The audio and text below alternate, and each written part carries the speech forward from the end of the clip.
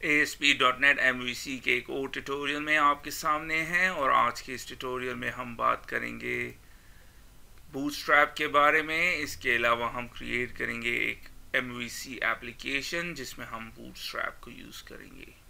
सबसे पहले जानने की कोशिश करते हैं कि बूटस्ट्रैप है क्या।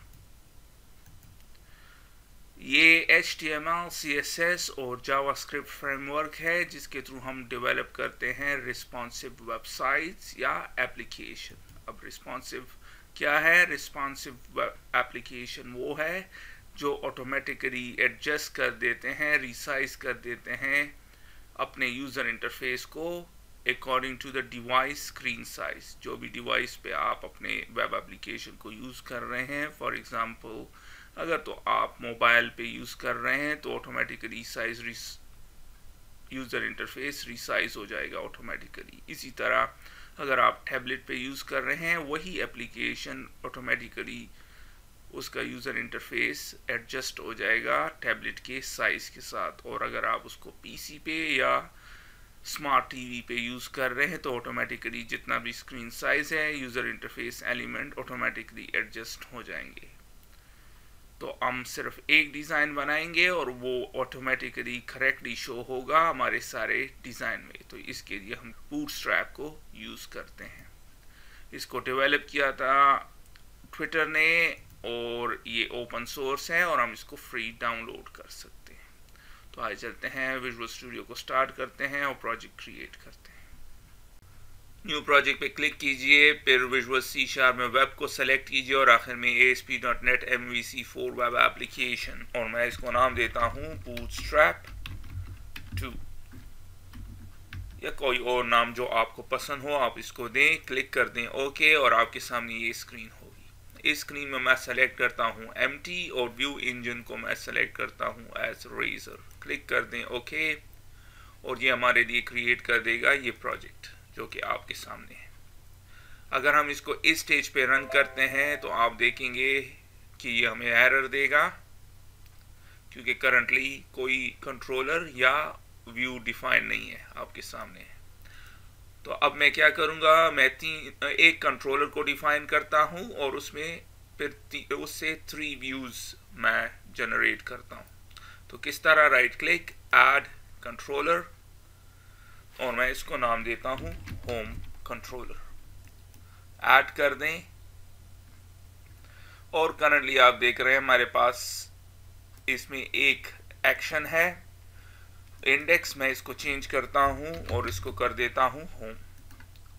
अब मैं जनरेट करता हूं व्यू, तो राइट क्लिक कर दें, ऐड व्यू और मैं इसको डिफॉल्ट ही रहने देता हूं और क्लिक कर देता हूं ऐड।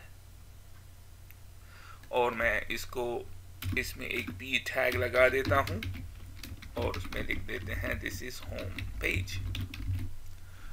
रन कर दें और आप देख रहे हैं स्टिल एरर शो कर रहा है। क्यों? अगरचे तो हमने होम कंट्रोलर ऐड कर दिया लेकिन जो व्यू हमने क्रिएट किया है वो है होम और ये काम नहीं करेगा। क्यों? रूट config.cs में चलते हैं और यहाँ पे डिफॉल्ट्स को डिक्लेयर किया गया है। कंट्रोलर का नाम क्या होगा? होम, और डिफॉल्ट एक्शन क्या होगा? इंडेक्स। हम क्या यूज कर रहे हैं? होम, इसलिए काम नहीं कर रहा तो हम इसको एक्शन को होम कर देते हैं। रन कर दें और आप देख रहे हैं आप काम कर रहा है। उम्मीद है अब आपको और भी समझ आ गई होगी कि हम रूट को किस लिए यूज करते हैं। अब मूव होते हैं और मैं ऐड करता हूं तो और एक्शन रिजल्ट्स मेथड्स को, पब्लिक एक्शन रिजल्ट और अबाउट, फिर रिटर्न करते हैं व्यू। व्यू क्यों रिटर्न करते हैं? क्योंकि रिटर्न टाइप क्या है? Action result. फिर public action result contact, return view.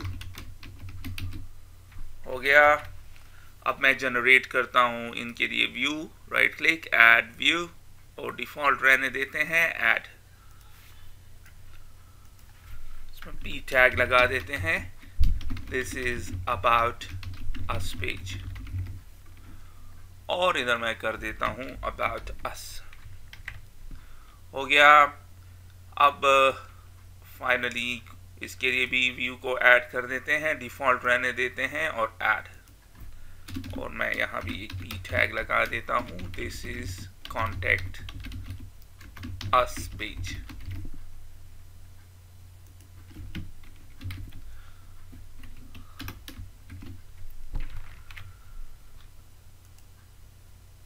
अब मैं इन सारों को क्लोज कर देता हूँ।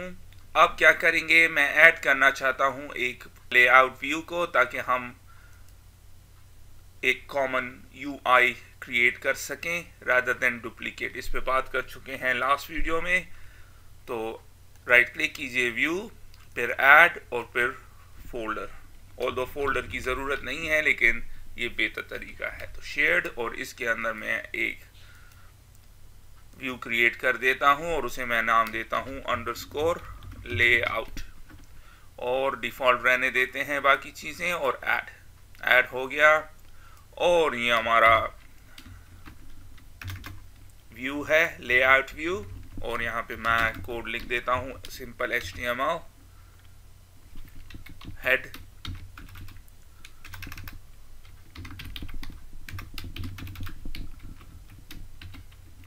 टाइटल ASP.NET MVC, बॉडी,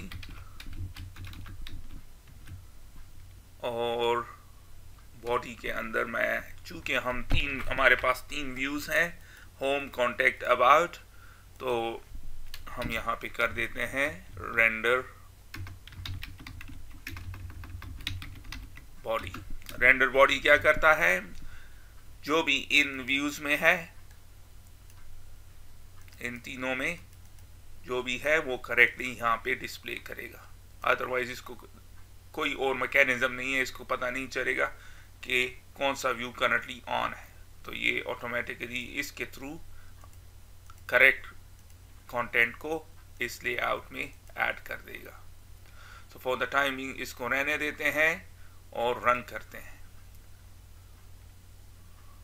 और आप देख रहे हैं कुछ नहीं हो रहा। क्यों? क्योंकि हमने व्यू स्टार्ट को अभी ऐड नहीं किया। तो राइट क्लिक, एक और व्यू को क्रिएट कर देते हैं, और इसको हर हाल में आपने देना है व्यू स्टार्ट। इसका नाम क्या होगा, अंडरस्कोर व्यू स्टार्ट। आपने हर हाल में ये देना है, वरना काम नहीं करेगा। और इसमें हमने सिर्फ एक लाइन का कोड ऐड करना है, और वो है लेआउट। हमने डिफाइन करना है लेआउट व्यू को यहाँ पे। कहाँ पे है, व्यूज में है वो, और फिर शेयर्ड फोल्डर में है, जैसे कि आप देख रहे हैं। और आखिर में layout underscore layout .cs HTML, और मैं यहाँ पे एक टाइटल दे देता हूँ, H1 आवर वेबसाइट, और इसको डेफ में बंद कर देते हैं for the time being. Empty div है, इसमें रैप कर देते हैं, इसको रन कर दें, और आप देख रहे हैं आवर वेबसाइट और होम। अब अगर मैं जाऊंगा अबाउट में, सॉरी होम कंट्रोलर, और फिर अबाउट, तो आप देख रहे हैं अबाउट अस। इसी तरह होम, कंट्रोलर, और फिर कॉन्टेक्ट, तो आप देख रहे हैं। अब हम क्या करेंगे, करंटली आपने एक चीज नोट रखनी है। आप यहाँ पे देख रहे हैं इस टेक्स्ट को, इसकी फॉन्ट को, ये डिफरेंट है। जब हम बूटस्ट्रैप को ऐड कर देंगे तो ये डिफरेंट हो जाएगा। तो आइए चलते हैं, अब बूटस्ट्रैप को ऐड करते हैं। सबसे पहले हम क्या करते हैं, मैं यहाँ पे एक फोल्डर क्रिएट करता हूँ, ऐड न्यू फोल्डर, और इसे नाम देता हूँ डिजाइन।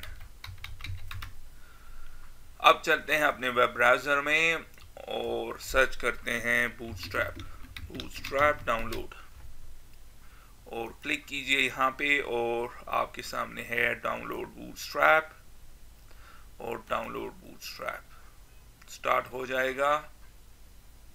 और आपके सामने है डाउनलोड हो गया। अब हमने इसका क्या करना है, राइट क्लिक, एक्सट्रैक्ट ऑल। क्यों, ये जिप फाइल है, थोड़ी देर में एक्सट्रैक्ट हो जाएगा। हो गया। इसमें 3 फोल्डर्स हैं, इनको मैं कॉपी कर देता हूं और इस डिज़ाइन फोल्डर में पेस्ट कर देता हूं। अब हमें सिर्फ 2 फाइल्स की ज़रूरत है। CSS में एक इसकी ज़रूरत है, bootstrap.css, बाकी हम डिलीट कर देंगे। और इनको भी डिलीट कर दें। और JS में हमें ज़रूरत है bootstrap.js। JS जावास्क्रिप्ट फाइल्स को कहते हैं। अब हम क्या करेंगे, इसको ऐड करेंगे अपने इस लेआउट व्यू में, layout view dot HTML file में। क्यों, इस तरह ये अप्लाई हो जाएगा इन सारे व्यूज में भी ऑटोमेटिकली। तो किस तरह, जहां पे हेड सेक्शन खत्म होता है उधर इसको ड्रैग कर देंगे। जब हम ये सिंबल लगाते हैं तो करेक्टली पॉइंट आउट होता है कि कहाँ पे ये होगा। और तो CSS आपने कहाँ लिंक करनी है, यहाँ पे एड, जहाँ हेड टैग खत्म होता है उससे थोड़े ऊपर। और इसी तरह हमने जावास्क्रिप्ट का फाइल किधर ऐड करना है, जहाँ पे बॉडी टैग खत्म होता है। हम इसको यहाँ भी ऐड कर सकते हैं, लेकिन पेज को फास्ट डाउनलोड करने के लिए हमें इसको हमेशा यहाँ पे लोड करना चाहिए। तो सिर्फ ड्रैग कर दें और थोड़ी सी मैं इसमें इंप्रूवमेंट कर देता हूँ। हो गया। अब अगर हम रन करेंगे इस स्टेज पे तो आप देख रहे हैं फॉन्ट चेंज हो गया। अब ये हमें बता रहा है कि अब बूटस्ट्रैप काम कर रहा है। अब हम क्या करेंगे कि ऐड करेंगे jQuery को। jQuery को हम क्यों ऐड करते हैं, क्योंकि bootstrap.js फाइल जो है वो, इसमें बहुत सी चीज़ें हैं जिसके लिए हमें ज़रूरत है jQuery की। तो हमने क्या करना है, अब jQuery को भी डाउनलोड करते हैं और ऐड करते हैं अपने इस एप्लीकेशन में। वेब ब्राउज़र को स्टार्ट कीजिए और मैं लिख देता हूँ jQuery डाउनलोड, और डाउनलोड पेज पे चलते हैं। और यहाँ पे आपको 2 चीज़ें नज़र आएंगी, एक है jQuery 1.x और दूसरा है jQuery 2.x। और यहाँ पे लिखा है jQuery 2.x is the same है एज jQuery 1, बट ये सपोर्ट नहीं करता इंटरनेट एक्सप्लोरर 6, 7 और 8 को। ये jQuery 2.x जो है वो इंटरनेट एक्सप्लोरर 6, 7, 8 को सपोर्ट नहीं करता। तो अगर आपने अपना एप्लीकेशन इन वेब ब्राउज़र्स पे रन करना है तो फिर आप jQuery 1.x को डाउनलोड कीजिए। तो मैं jQuery 1.x को डाउनलोड करता हूँ क्योंकि मैं चाहता हूँ कि मेरा ये एप्लीकेशन इन ब्राउज़र्स पे भी चले। तो मैं डाउनलोड करता हूँ अनकम्प्रेस्ड डेवलपमेंट jQuery को, क्लिक कर दें और ये डाउनलोड हो जाएगा। चलते हैं इस फोल्डर में और मैं इसको यहाँ से कॉपी कर देता हूँ। ये वाला ऑलरेडी मैंने डाउनलोड किया है, इस नए वर्जन में इसने इसको 1 दे दिया है। तो मैं इसको डाउनलोड करता हूँ और फिर इसको पेस्ट कर देते हैं अपने JS फोल्डर में। पेस्ट कर दिया मैंने। अब मैं इसको यहाँ पे ऐड करता हूँ। ऐड हो गया। एक चीज़ का आपने ख्याल रखना है, इसको हमेशा ऊपर ऐड करना है bootstrap.js की। और मैं इसको चेंज कर देता हूँ इस सिंबल में। हो गया। अब रन करते हैं और आपको कोई इफेक्ट नज़र नहीं आएगा, लेकिन आपने इसको हर हाल में ऐड करना है, वरना फिर आप काफ़ी चीज़ें यूज़ नहीं कर पाएंगे बूटस्ट्रैप की। हो गया। अब हम ऐड करेंगे 2 मेटा टैग्स को। पहला वाला है Meta charset equals to UTF-8, और ये क्या करेगा, हमारे डॉक्यूमेंट को यूनिकोड में कन्वर्ट कर देगा। तो अगर आपने फिर इसमें किसी भी लैंग्वेज के कैरेक्टर या स्पेशल कैरेक्टर्स को यूज़ करना है, वो आप बड़ी आसानी के साथ यूज़ कर सकेंगे। और दूसरा मेटा टैग क्या है, Meta name equals to viewport, और content equals to width equals to device dash width, comma initial dash scale equals to 1.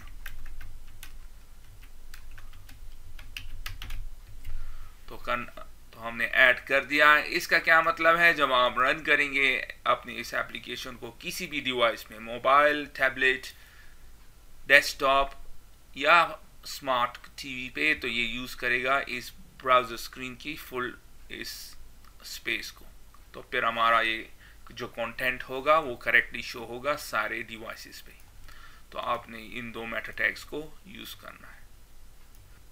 हमने क्या करना है, हमने यूज़ करना है बूटस्ट्रैप की दो कंपोनेंट्स को, एक है नेवबार और दूसरा है जंबोट्रॉन। तो आइए चलते हैं, स्टार्ट करते हैं।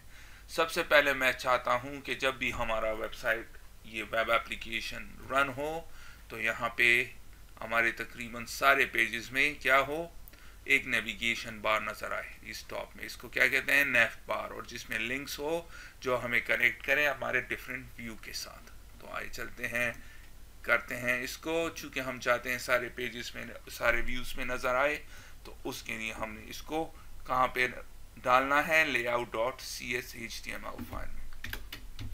तो फिर सारे व्यूज़ पे ऑटोमेटिकली अप्लाई हो जाएगा। तो मैं एक div टैग डिफाइन करता हूँ, empty div टैग, और उसके अंदर अनऑर्डर लिस्ट, और उसके अंदर मैं लिस्ट को डिफाइन करता हूँ, और जो कि होगा एक्शन लिंक।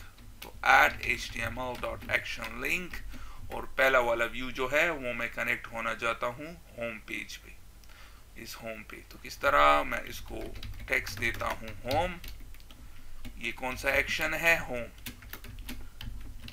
और कौन सा कंट्रोलर है, होम। क्यों, अगर हम होम कंट्रोलर में चले तो ये है होम, होम, और मैंने उस लिंक को नाम टेक्स्ट दिया है होम। इसी तरह कनेक्ट होते हैं अबाउट और कॉन्टैक्ट के साथ। तो किस तरह, at html.action link, और फिर है about us, ये लिंक का टेक्स्ट है, और उसके बाद एक्शन का नाम जो कि है about, और कंट्रोलर का नाम होम, और आखिर में कर देते हैं कॉन्टैक्ट के लिए भी at html.action link contact us, और फिर एक्शन कौन सा है, कॉन्टैक्ट, और आखिर में कंट्रोलर होम। रन करते हैं इसको इस स्टेज पे, और आप देखेंगे हो गया। अब मैं इस पे क्लिक करता हूँ, अबाउट पेज पे चले गए, अब आखिर में कॉन्टैक्ट अस। अब मैं क्या चाहता हूँ, यहाँ पे ग्रे बैकग्राउंड में ये एक ही लाइन पे नजर आए, इसको हॉरिजॉन्टल लाइन कहते हैं, हॉरिजॉन्टल नजर आए, और यहाँ से ये डॉट भी रिमूव हो जाए। तो किस तरह करेंगे, यूज करेंगे बूटस्ट्रैप के नेवबार कंपोनेंट को। तो बूटस्ट्रैप में हम क्या करते हैं, हम क्लासेस को यूज करते हैं जो कि डिफाइन है इस bootstrap.cs फाइल में, CSS फाइल में, और की क्लास को। और कौन सा क्लास हम यूज करना चाहते हैं, नेव। तो ये क्लास को मैंने यूज किया, रन करते हैं क्या होता है, और आप देख रहे हैं कुछ नहीं हो रहा। तो हम आपने एक और क्लास को यूज करना है। जब आप दो क्लासेस यूज करना चाहें तो आपने स्पेस देना है, और फिर उसके अंदर हमने क्या करना है, नेवबार डैश डिफॉल्ट। तो आपने क्या करना है, नेव, और उसके बाद दूसरे क्लास का नाम क्या है, नेवबार डैश डिफॉल्ट। रन कर दें तो अब आप देखेंगे ग्रे बैकग्राउंड यहाँ पे आ गया। अब मैं क्या चाहता हूँ, ये डॉट्स रिमूव हो जाएं, और ये सारे, ये तीनों जो हैं वो एक ही लाइन में नजर आए। तो किस तरह, चूंकि इसका इनका ताल्लुक इन लिंक से है, तो हम इधर करेंगे और एक और क्लास को डिफाइन करेंगे, या बूटस्ट्रैप की क्लास को यूज करेंगे। और इस दफा हम क्या यूज करेंगे, नेव। नेव यूज कर दिया हमने, रिस्टार्ट कर देते हैं, और अब आप देख रहे हैं वर्टिकल में नजर आ रहा है, डॉट्स यहाँ से चले गए, लेकिन हम चाहते हैं ये हॉरिजॉन्टल नजर आए। तो उसके लिए हमने एक और क्लास को यहाँ पे देना है और वो है nav bar dash nav। Run कर देते हैं इसको अगेन और अब आप देख रहे हैं बहुत ही ज़्यादा प्रोफेशनल लुकिंग nav bar आपके इस वेब एप्लीकेशन में अब ऐड हो गया है। तो अब आप क्लिक कर दें और ये हमने सिर्फ 4 क्लासेस को डिफाइन किया और या यूज़ किया बूटस्ट्रैप की। ये चारों क्लासेस आपको इस bootstrap.css में बड़ी आसानी के साथ मिल जाएंगे। सर्च करते हैं nav और nav bar, तो आप देख रहे हैं और nav bar डैश डिफॉल्ट, और आप देख रहे हैं ये कलर है। अगर आप इन कलर्स को चेंज करना चाहें तो कर सकते हैं। अब हमने क्या करना है कि मैं चाहता हूं, ये आप करंटली ग्रे नजर आ रहा है आपके सामने है, मैं चाहता हूं ब्लैक हो जाए। तो ब्लैक किस तरह होगा, nav bar डैश डिफॉल्ट को बजाय मैं इसको कर देता हूं nav bar dot inverse. Restart कर दें तो अब ये ब्लैक होगा और आप देख रहे हैं। तो इस अब तक हमने क्या किया, nav bar कंपोनेंट को यूज किया बूटस्ट्रैप की। अब हम यूज करेंगे जंबोथ्रॉन को। अब हमने क्या करना है, हम चाहते हैं कि हम जंबोथ्रॉन को ऐड करें अपने सिर्फ होम व्यू में। करंटली आप देख रहे हैं हमारे पास 3 व्यूज हैं, home, about us, contact us. हम चाहते हैं ये सिर्फ ऐड हो होम में। तो हमने क्या करना है, अगर हम इसको लेआउट में ऐड करते हैं तो सारे व्यूज में ऑटोमेटिकली अप्लाई हो जाएगा। हम चाहते हैं होम में हो तो हम इसको यहाँ पे ऐड करेंगे। किस तरह ऐड करेंगे, डिफ और फिर क्लास और फिर जंबोथ्रॉन। It's about it. और इसके बाद मैं चाहता हूं कि मैं एक h2 टैग यूज करूं और उसमें मैं लिख देता हूं asp.net mvc और उसके बाद एक p tag. Click here for more information।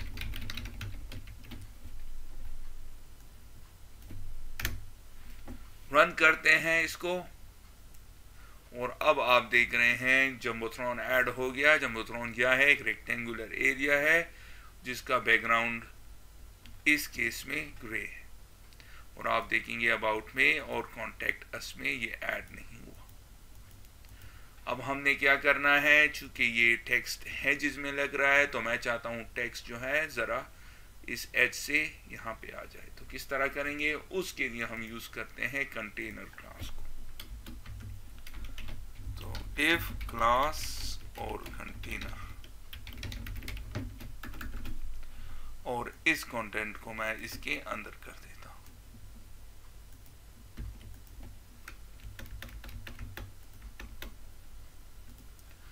Start कर दें और अब आप देखेंगे कंटेंट इसके अंदर चला गया। इसकी साइज को भी हम रिड्यूस कर सकते हैं और उसके लिए हमने क्या करना है, अगर हमने उसकी साइज को रिड्यूस करना है तो div क्लास कंटेनर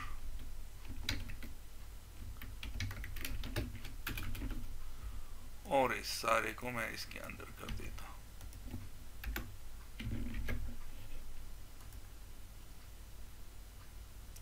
और अब आप देख रहे हैं ये यहाँ पे नजर आ रहा है। हम एक और काम इसके साथ कर सकते हैं, अगर आपने इसको पूरा नहीं शो कराना, इतना ही शो कराना है तो आप इसको भी कर सकते हैं और उसके लिए हमने इसको कंटेनर में डाल देना है।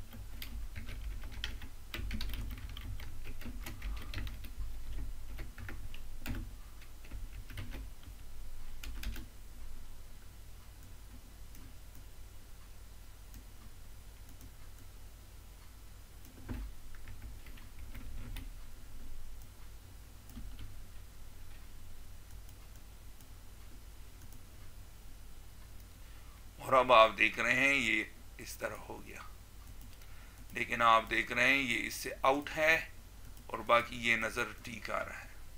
अब हम एक और काम इसके साथ करना चाहेंगे। हम चाहते हैं ये सारा टेक्स्ट करेक्टली नज़र आए, अबाउट अस और कॉन्टेक्ट अस का भी करेक्टली नज़र आए। तो आपने क्या करना है, इस डिफ को रिमूव कर देते हैं और इसको इसके अंदर ऐड कर देते हैं, रेंडर बॉडी। इसकी हमें ज़रूरत नहीं है, रिस्टार्ट कर देते हैं। और अब आप देख रहे हैं करेक्टली नज़र आ रहा है। लेकिन एक प्रॉब्लम क्या हो गई है, अब ये मिसलाइन हो गया है। इसकी क्या वजह है? इसकी वजह ये है कि ये रेंडर बॉडी अब कंटेनर के अंदर है और जब होम में जाएंगे तो यहाँ भी कंटेनर के अंदर है। तो हमने इसको अब रिमूव करना है, इसकी अब हमें कोई ज़रूरत नहीं। और रन कर देते हैं आखिरी बार इसको, और अब आप देख रहे हैं सारा कंटेंट करेक्टली आपके सामने नज़र आ रहा है। एक चीज़ और कर देते हैं, अगर हम इसको भी रिमूव कर देते हैं तो देखते हैं कि क्या इफेक्ट इस पे होता है। और अब आप देख रहे हैं सारा कंटेंट और सारी चीज़ें करेक्टली नज़र आ रही। तो इस ट्यूटोरियल में हमने बात की कि हम किस तरह यूज़ कर सकते हैं बूटस्ट्रैप को ASP.NET MVC एप्लीकेशन में, और उसकी दो कंपोनेंट्स को हमने यूज़ किया, जो कि है उसकी navbar प्रॉपर्टी को और कंपोनेंट को और जंबोथ्रॉन को। तो मिलते हैं किसी और ट्यूटोरियल में, तब तक के लिए खुदा।